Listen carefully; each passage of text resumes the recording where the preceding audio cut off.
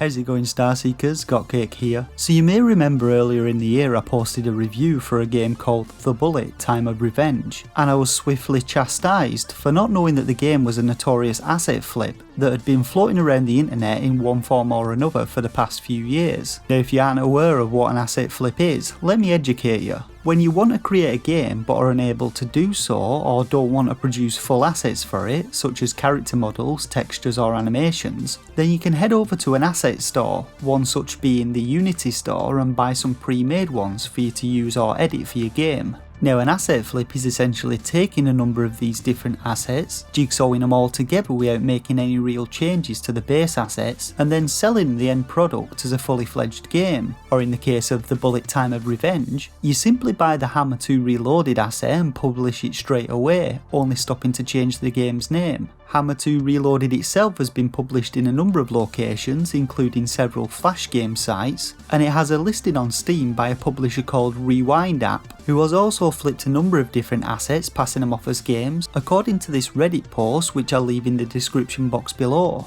So getting back to The Bullet, the game was developed and published by Art Game Studio, who also recently published Jelly Champs, another game which was pieced together using stock Unity assets. And I also made a video of this game warning people, which you can find a link to in the description box below. Now I know there's a ton of shovelware on the Nintendo eShop, which is one reason why I created this channel, but after The Bullet and Jelly Champs managed to get on there, it made me question how much Nintendo actually gives a shit about its consumers or the products being put onto the store, and also whether anyone was actually policing it to maintain any sort of standards or form of quality assurance. Well, let me tell you now, I don't believe this is the case, because the other day a new game appeared on the store called Max 2 Reloaded by a developer called Max Interactive Studio, and the game looks strikingly similar to The Bullet, Time of Revenge. How similar, you ask? Well, let's take a look at them side by side. So first we hit the main menu, where right away we get identical music and gunshot sound effects as each game's title appears. Now there are a few minor differences with the menus in each game, and while we get the standard Hammer 2 character model in The Bullet, in Max Reloaded we actually get a part man part machine character, but a quick trip to the Unity asset store and a search for the word cyborg identifies this new character as a generic cyborg character available for free on the asset store. Getting back to the games, we can take a look at the options menus, which are both identical, though one uses a slow moving mouse cursor instead of one navigated with a controller. Moving on to the in-game shops, no difference here either. All the same items, including my favourite, the Lucky Rabbit's Foot. As you can see, the achievements menus are also identical for each game.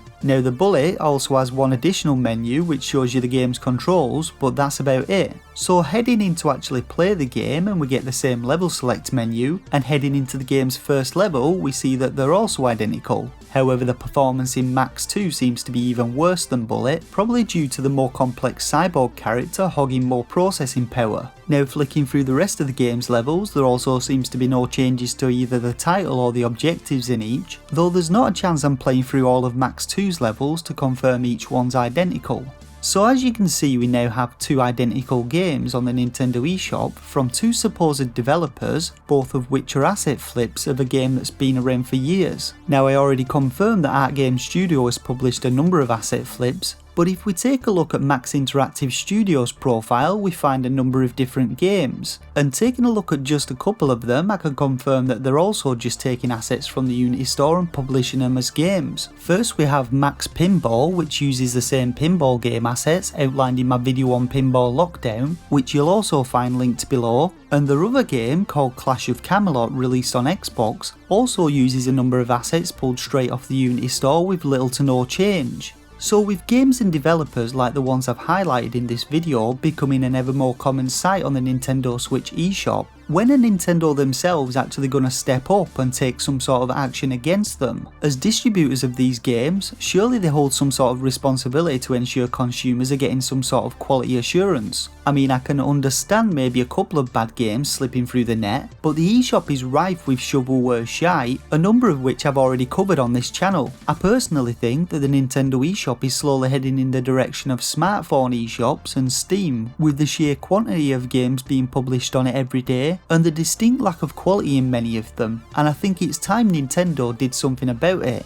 Anyway, rant over. Please share this video everywhere you can if you care about the future of the eShop and consumers in general, and maybe, just maybe, Nintendo will take note and do something before it's too late. I paid £8 just to confirm that Max 2 Reloaded was indeed the same game, so that's me out of pocket, but at least I've made people aware of this and should save anyone else from buying it. Show your appreciation for this video by hitting that like button if it helped you out, and consider subscribing to my channel for future Switch content like this, as well as detailed and honest Nintendo Switch game reviews published every few days. For now though, I just want to thank you all once again for watching, and until next time, take care and game on.